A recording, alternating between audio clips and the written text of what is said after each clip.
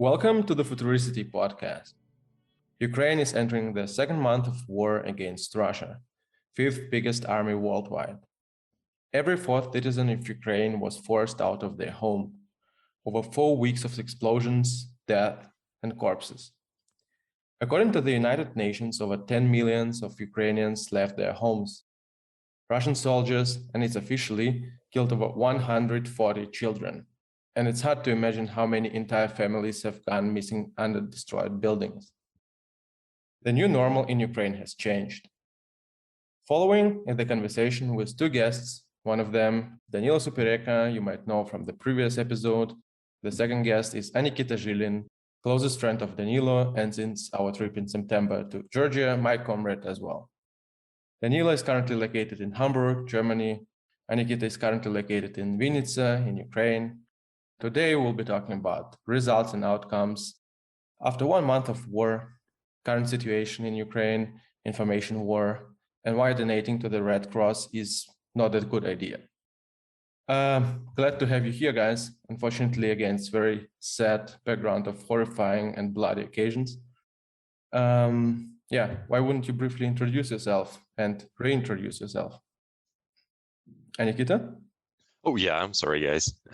So, couple words about myself. By the way, first of all, thank you a lot for creating this meeting, this podcast, because I truly believe that it's important to share the information, and especially information from the inside, from the just ground-based people who can see from their perspective. My name is Anikita. I'm 23 years old. Will be 24 this summer if I'll get lucky enough. I was living in Kharkiv basically my entire life, and now I'm, as Vlad said, I'm located in Vinnytsia, Ukraine, which is like a central part of Ukraine, just because the war came to my region in the first sight. I'm a worker of logistics sphere. I've been doing brokering, and also I'm included in IT sphere as an executive person, and basically that's it. Now you go on, Danylo? Hey, I'm Danylo. You guys heard me last time on Vlad's podcast. Thanks again, Vlad, for creating this meeting, for hosting us. As Anikita said, it's super important to share information, and it's important to not to stay uninvolved. So I'm Danylo. I'm 25. I'm a medical student in Hamburg. I was born and raised in Kharkiv, Ukraine, second biggest city in Ukraine, mainly Russian speaking. And I went to Germany for studies. And the way it looks right now, I'm here to stay for a while because, my hometown is ruined and it's being sieged since 24th of February. And trying here to help Ukrainians, to support Ukrainians, to support people who came as a refugee here. That's pretty much it. How do you guys know each other? Where did you meet? It might sound unexpected, but we met in Kharkiv. We did a climbing rock as a hobby, as a sport, and that was the place where we found each other. And after that, there was a long story of relations, if I can say so, because Danylo had to leave Ukraine and go to Germany to get in medical education. And I'm not sure why, but it was the instant moment when it was one of the moments when Danylo went back to Ukraine for a weekend, for holidays, just to visit his family. And he instantly texted me after, 5 years of keeping silence. He texted me like, hey, do you want to go to a bar for simple drink? I said yes. And that was the decision that I didn't regret any second after that, because that was the moment that we realized that we have really a lot of common interests, a lot of common things to do, to think about, to discuss. And that was the moment when I found my best friend. Yeah, it was very unexpected. We haven't had any contact for, a few years, let's say. I would even say more than 5 years, like almost 7 years, something like this. And it was a lucky coincidence that I still had Anikita's old number and that he still used it. And he had a messenger attached to this number. And I hollered at him. We met up the same night. And ever since, we were planning to do some stuff together. If not Corona, we would be together going for a Balkan rally. Last year, we managed to visit a few airsoft games together. And then, mainly thanks to Anikita, we organized a trip to Georgia, where you met him as well. And It was a lovely trip. that's beautiful to rediscover your good friends. I have a question to you guys. What is the best place in Ukraine you've ever seen in your life? I would say Crimea. I absolutely love Crimea. It's such a beautiful and unique place. It's it's combining subtropical area with mountains. It's beautiful all over the year. In winter, well, it's not that cold, but in mountains you will still find snow. In spring, you can go from not necessarily swimming in the sea, even though sometimes you will get lucky enough, it will be warm enough. But it's a absolute majestic weather there. In summer, you can enjoy beach vacation on a sandy beaches, on a rocky beaches. You can do diving, and that's a place with a very rich history. And ever since 2014, as it was occupied by Russians, I wasn't able and I wasn't really willing to go to the Russian Crimea, because for me, Crimea is a part of Ukraine, and I'm really looking forward for it to be reattached by Ukraine, and really looking forward to go there, honestly. Thank you. Now to me, if we're not talking about the cities, because my honest opinion, that Kharkiv is the best city of Ukraine, and it still is. But in general, I'm more in love with the Carpathian Mountains. It's also mountains. For all the listeners, Carpathian Mountains are located in the west of the country, in the Lvov area. Yeah, they're close to Poland and to the Poland border, Ukraine-Poland border, and Ukraine-Moldova border. Also, just beautiful place with a lot of woods, a lot of mountains, a lot of mountain lakes. Just, lovely place to went there at any time of the year. Either for either just for tourism purposes or for skiing or something like that. So you can just went there in a hiking trip. In the snow or even in the sunny weather, just because in summer weather, such a beautiful place. Or also, if you're more about comfort, there is a lot of place where you can rent a house, rent an apartment, get a 5-star service, and just enjoy your trip. So I'm about Carpathian Mountains. Nevertheless, you can ski in Carpathian Mountains. Yeah, sure. That's also really important, just because probably that's Bukovel, the most famous place of Carpathians, as a ski resort, and it's not worldwide, but Europe-wide known place, I would say. Totally. I've been there when I was, 13, 14, 15. It was amazing. I really enjoyed it. When do you think, guys, it will be again possible to see all these beautiful corners? What do you think? It's easier with the Carpathian because they're still part of Ukraine. So basically you can see them even now, and we go there like any moment now. A lot of people right now are in the West Ukraine, hiding from the war in the eastern part. So according to the government statistic, more than 6 million people went from the eastern to western Ukraine. Just they're finding new houses there. But about Crimea, that's more complicated question, just because the Crimea is being occupied by Russian Federation, and right now that's another question when we'll see the Crimea in Ukraine again. Mm-hmm. I guess it's more a geopolitical topic than about the Crimea. Definitely it is, because I'm looking right now. I'm really watching the negotiations between Ukraine and Russian side about this war, and the topic of Crimea is also taking place in this negotiation. But it's such complicated that even both of the delegations saying that this question, they're looking to resolve it in next 15 years. And I mean, this might be a sign that it will take some time. Yeah, I mean, they're just pulling it out of brackets just because we have like, as for now, more important question about stopping the fire and stopping the Yeah, physical exactly. war. True. But yeah, it's still important. I mean, it's began in 2014 after Ukrainian European Revolution, when we had a switch of the government from Russia directed government to government that was more directed to bringing Ukraine to European Union. And after that, that was an answer from Russia Federation to occupy Crimea and also part of our eastern territories as Luhansk and Donetsk cities.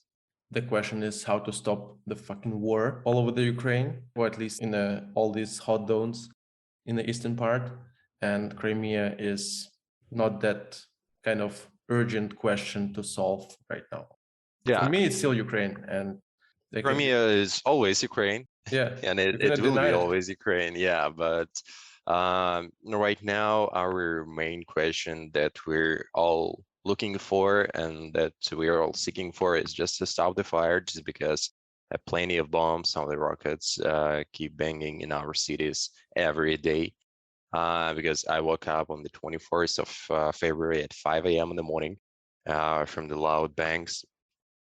And my first thought was that it's some kind of thunder, because I mean, there was a lot of news, a lot of talks about coming war, but honestly, no one was really expecting it, just because we're living in the 21st century in democracy country, and nobody can think or imagine that another country will physically bomb us with the heavy weapons. And my first thought was that it's a thunder, but when I get a call from my mom, like 5 minutes later, I realized that no, probably that's something bigger than that. And in a couple hours, it was 7 a.m. the same day. I've heard firearms shots in our city, and that was the moment that I realized that, I mean, things are going pretty fast, and it won't be really easy. Because Kharkiv is probably one of the closest cities. I mean, as Danylo said, it's the second biggest city in Ukraine. And everyone need to understand that this city is really close to the Russian border. So I was living in the northern side of Kharkiv, nearby Ring Road. And from this city Ring Road, there is 30 kilometers to the Russian border. And in the first morning, we had a Russian tank staying at this ring road just in a couple hours after first explosions. And probably that's one of the reasons why Kharkiv is getting bombed so hard, and they keep bombing our city, just because it's close, and basically except the anti-air system, nothing can change that. Yeah, that's our new reality as for right now. Just because a lot of launches of the missiles are coming from the Russian side so it's not from inside of Ukraine. They keep launching planes, and they keep launching rockets from their side. First, it's Russian territory, and the second, it's Belarus country.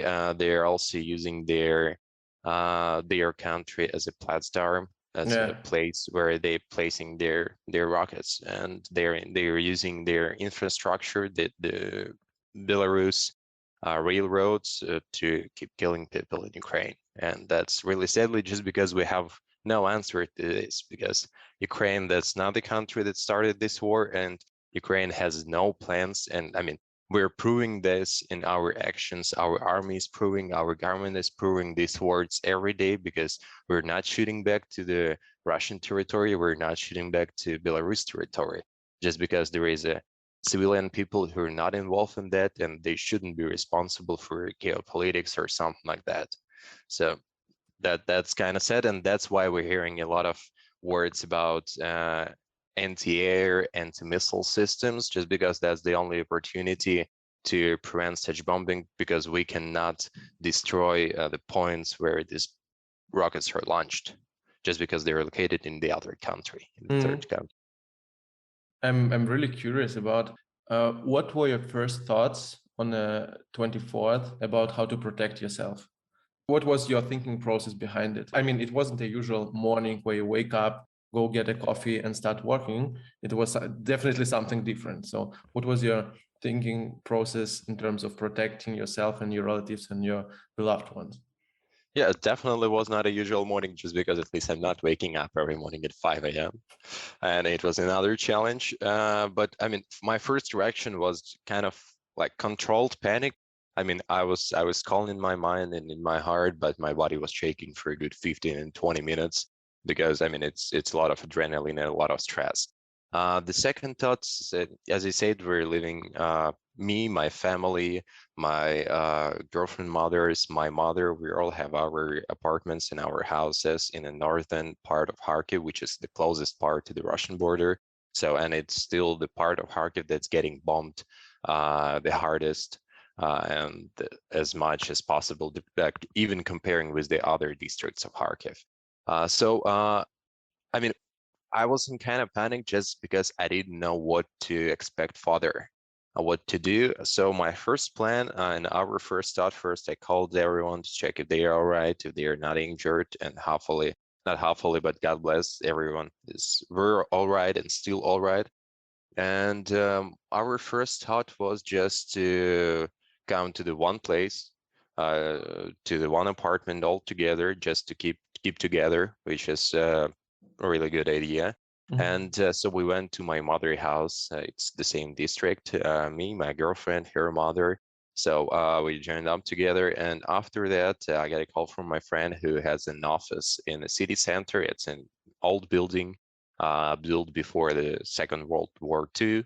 And it has like a really thick walls. And we decided to go to the city center for a couple. I mean, it was decision for a couple of nights because my first and my siren's hope was that it's going. I mean, it's happening now, okay, but I was hoping that it will ended up really shortly, like in a couple of days, and a week is the longest, and after that we'll be able to get back to our homes and get back to our normal life. So we decided to go to a city center. What we actually did, we didn't take a lot of like stuff with us. We just, the most smartest idea that we did was just to take all of the food that we had in our homes together and bring it to the city center. And we went there for a couple of nights, but it's ended up that we were living in the office for a good 10 days, for almost 2 weeks. I mean, it's really a good situation because there was a separate kitchen and even a shower, even if it's selfish. But we had to sleep on the floor, just using our sleeping bags and mattresses that we bring with us. And that's how we spent first 2 weeks in Kharkiv. How did you find a way to Vinnytsia, and how did you manage to get through all of this? I mean, it wasn't definitely safe to drive a car because, small story, on a Sunday I visited a good friend of mine, and Mark, Danylo knows him, and he hosted his classmate from Kiev, who also had managed to escape the war zone because his father was shot by Russians in his car together with other people. And they were going from the countryside house where they celebrated the birthday of his mother. And his mother had the birthday on 24th of February. They were driving from the countryside house back to the hometown. Yeah, there were Russian troops on the roads. His father with a couple of other people, there were like 3 cars, I guess, or something, were driving from point A to point B. They've asked, okay, how can we get safe and go back home? Like maybe some kind of crossroad or whatever. And what they've done, they said, yeah, you can go left up there and you'll be safe. Basically what they've done, they've shot in the back. No one survived from all these 3 cars.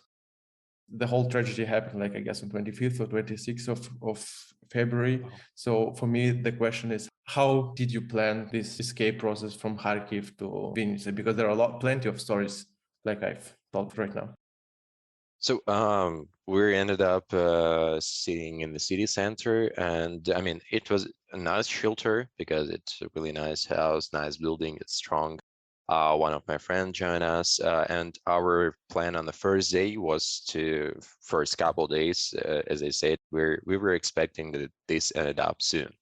and we were planning just to sit there and wait for a couple of days and then get back home, because the first shots and the first attacks on Ukraine, and especially in the Kharkiv city, was done by artillery. Mhm. But on the seventh day of war, they started shooting us with cruise missiles, which is definitely more heavy weapon, and it's kind of scary thing, because when first couple of these cruise missiles landed up in Kharkiv, it was our city administration building. Also, it was a building of administration of police of the Kharkiv region, and so on. That was the first moment that I realized that we're fucked up. And after that, I mean, in the first day of war, they done a lot of cruise missiles attacks, not on the cities, but on our anti-air systems and our army objects. And that was the problem, just because our anti-air system was mostly destroyed almost in the entire Ukraine, especially in the eastern region. So after first week, they started bombing Kharkiv city from airplanes. So they started using high explosive bombs, and I mean, that's just a different feeling of understanding, and that was the moment then I realized that we're not safe here anymore. Even this building have thick walls. I mean, nothing can stop a high explosive bomb dropped from the airplane. And that was the moment that I realized that risk to get shot on the road, to get shot in the car is less, and it's less than stay here, stay in Kharkiv.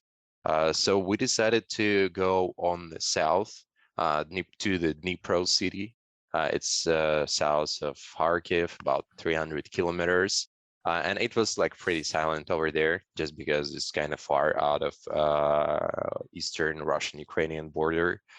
So we went there. I mean, it was kind of scary, because first of all, we were 6 people in just regular sedan car, 4-door car. It was me, my wife, our moms, and also we took 2 children of our friend who were stuck in Kharkiv. So we had to evacuate them as well.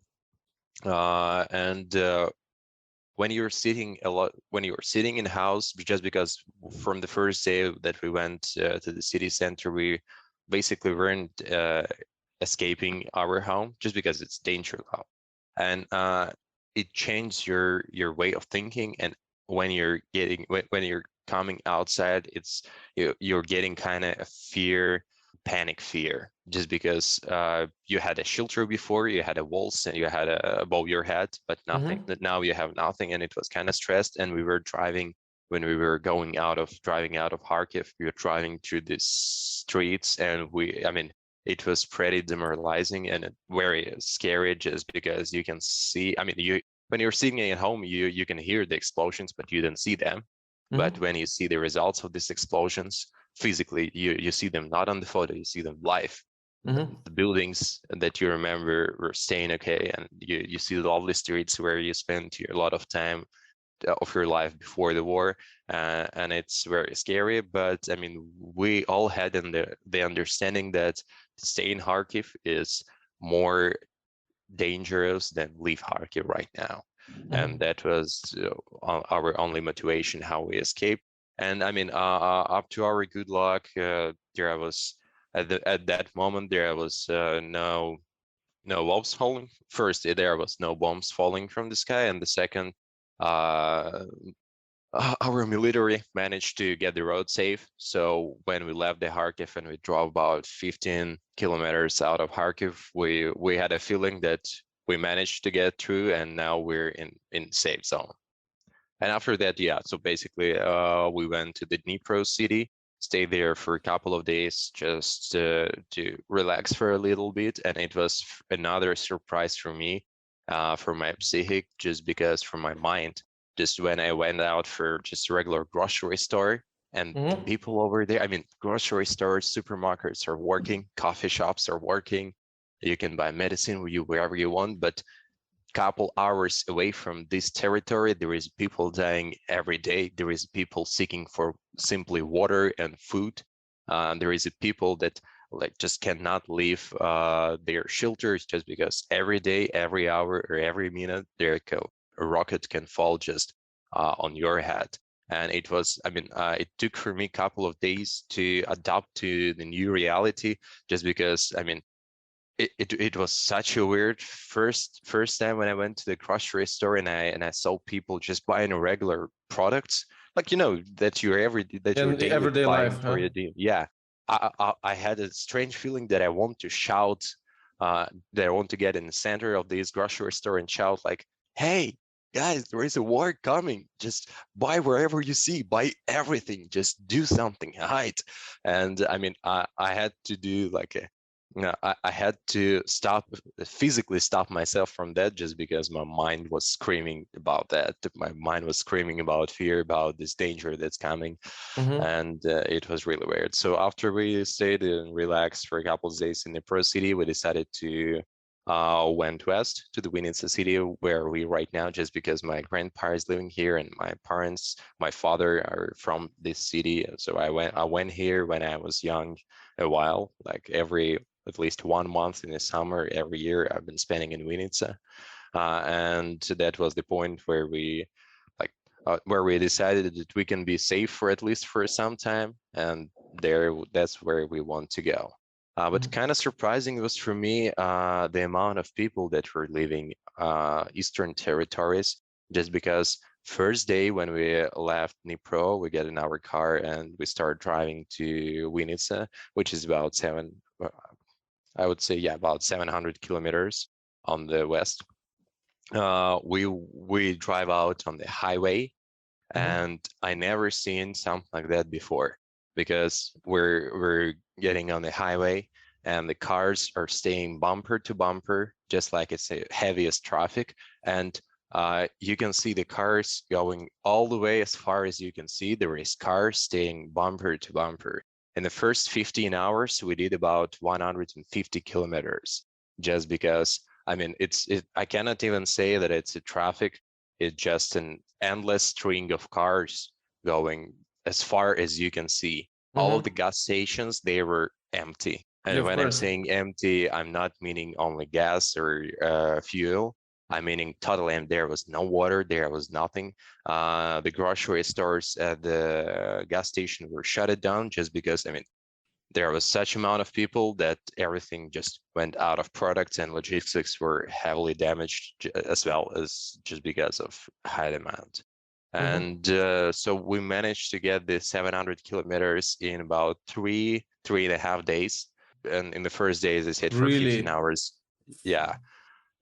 In the first day, we did 150 kilometers for 15 hours, and then we decided to change our strategic, since we were already in kind of central part of Ukraine, which is definitely much more safer than Kharkiv. There was no air bombs and missiles falling as much as in Kharkiv. So we decided to drive out of highway and go on the crossroads, just because we want to get faster. And for these 3.5 days, we've been driving nonstop.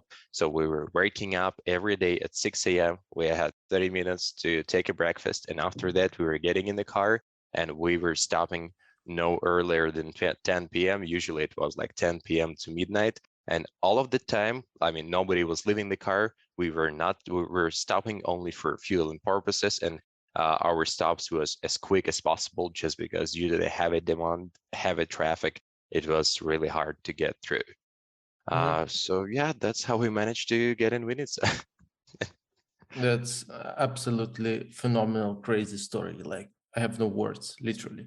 Yeah, that's very mental. That is happening right now in Europe. Well, from here on, from Hamburg, it's like what, 1,800 kilometers, Yeah, 1,500 kilometers 2000, something like tops. this. Yeah. From Hamburg to Kharkiv was like 2,400. My dad used to drive that route quite often, but yeah, well, it's a 2-hour flight, and you're in the middle of the war zone. I have a question to you, Danylo. Your dad is currently in a territorial defense in Kharkiv. Can you maybe drop a couple of words about this? Yeah, he was a normal civilian. He had a military experience back in days of his service in Soviet army, because it was mandatory. As the war started, his first intention was to do something about it, and he tried to sign for an army. And he was saying like everything is packed, like there are people waiting in the queues to be signed, and like people in his age, he's like 54 right now, don't stand any chance. So he tried with territorial defense. It was well quite jammed, and in the end he ended up in a national corpus, which is like as well a voluntary organization. And as Anikita was saying about the missile strikes on city administration, that's where they were positioned on that day. And the third part of the building, facade, the front part of the building is still stands, but in the middle it's just completely blown. And my dad got lucky that they were sleeping in the other part of the building. And he was in the building while the strike. Maybe one thing, we'll attach the video of this strike to the administration in a description, so you can see what we're talking about here right now. Yeah, and it's one of the biggest squares in Europe, and definitely the biggest square in Ukraine, the Freedom Square, where the administration building is situated. And that's clearly not a military object. And 2 days ago, I've been talking to my grandparents as their blockhouse was shot, and it as well doesn't have any military objects nearby. So Russian missiles, Russian artillery is just striking upon civilian blocks, upon the schools, upon the universities, upon the hospitals. So what they're doing is essential war crime. And back to my dad. He volunteered, and ever since he is on duty, like every 4 days or 5 days, he having a chance to go back home to take a shower, to trim his beard, trim his hair, and they are living in a bunker. They are providing help for the civilians in a metro station, an underground station. They are fighting in outskirts of Kharkiv because Russians, they managed once to put some troops inside of the town, but ever since it's been mainly artillery and rocket strikes. So they're fighting in outskirts in like satellite towns to Kharkiv, and every day I'm looking forward to talk to him or to read his message, because you never know what's gonna happen. Yeah, so according to information that I have on the 30th of March this year, destructions in Kharkiv after Russian bombardments, there was 69 schools destroyed, 15 hospitals, 53 kindergartens, 1,410 buildings, and 1,177 residential buildings were destroyed. And we're right now talking not about buildings that damaged, but buildings that are destroyed and cannot be renovated. It's almost 3,000 civilian buildings were destroyed. So basically, we're not talking about Russians shooting only military objects from the first day of war. It was never true. And the reality is that they're striking schools just because they know that almost every school has a underground place where people are hiding. Yeah, they're striking hospitals, which is up to me. We're living in the 21st century. I still cannot accept and understand this information, just because how it's possible. There was a big tragedy of Russian strike. In Mariupol, they striked the Mediterranean hospital, where women were burning kids, and there is no excuse for them for this. Based on these facts and many other information, we can see that destroying the civilian objects, that's not a mistake of Russians, but this is their plan that they had initially. Because I remember the phrase of President of Russia, Vladimir Putin, that he said that by resisting, Ukraine risks to lose its statehood. And I didn't realize the real meaning of this phrase initially, but as I can see right now, and I start realizing this right now, just because they haven't any luck to occupy an entire Ukraine to occupying Kiev and destroying our government. So right now, their main target just to destroy Ukraine as itself, as an entire country.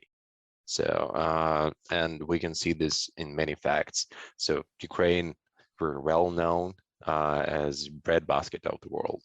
And right now, for last week, they are shooting by airstrikes and air missiles. They are shooting a lot of gas stations and oil storages all around the territory of Ukraine. They are ruining the civilian infrastructure. They are ruining our manufacturing as well as the military and defense manufacturers, as well as civilian manufacturers, and especially manufacturers that involved in our agriculture, business of Ukraine. Right now, as far as I can hear and as far as I can see from civilian people who involved in the agriculture business, they're already having troubles with oil, with gas, just because oil storages are destroyed, bombs. They're having a real problems with pesticide, with herbicides, just because the logistics system of Ukraine is suffering just because of war. And in the result, it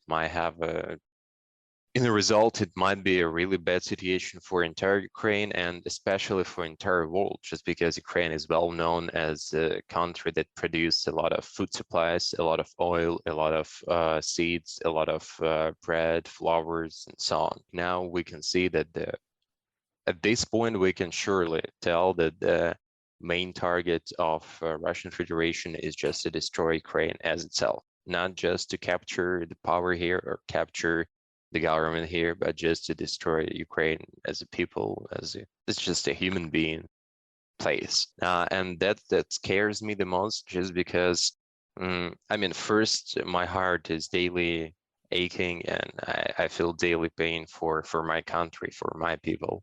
And second, just because as we can see and as we can judge based on the previous politics and action taken in Ukraine, in Russia for the last 20 years, in 21st century, that's not their final target. So they're not fighting against the Ukraine as itself, they're fighting against the West civilization at all.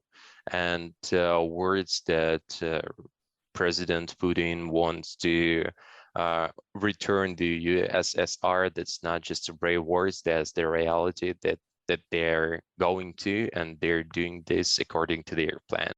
That's not their decisions that they're taking under the pressure of their feelings or under their nervous, that they're called my plan. And I'm surely that if they'll be successful and if they succeed in Ukraine, they won't stop here. Right now, they're checking how the world is ready to resist them, and showing this resistance. It's really important, just because, who's going to be next? Poland, Croatia, Moldova.